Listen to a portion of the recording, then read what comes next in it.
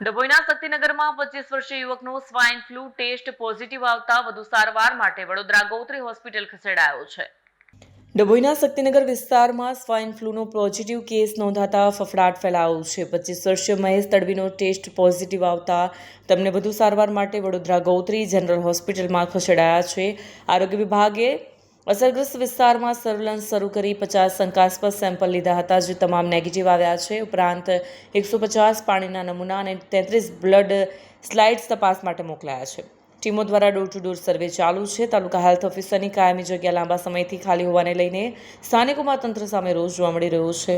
Actually Delhi, Bangalore અને કલકત્તામાં જે swine ફ્લૂના patient વધારે છે એના સંદર્ભમાં અત્રેના જે હેલ્થ મિનિસ્ટર છે એમણે તાત્કાલિક વિડીયો કોન્ફરન્સ બોલાવી હતી અને એમણે પ્રિકોશન માટે તૈયારી રાખવાની કહી હતી. આપણા ગુજરાતમાં તો વધારે પેશન્ટ નથી, પણ તેમ છતાં પણ આપણી તો તૈયારી બધી બાબતમાં છે.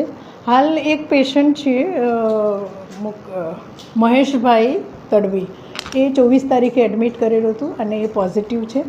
અને આપણે 25 બેડનો with all equipment isolation ward ચાલુ કરી દેવામાં આવ્યો છે અને તમામ લોજિસ્ટિક સ્ટાફ સાથે આપણે રેડી છીએ.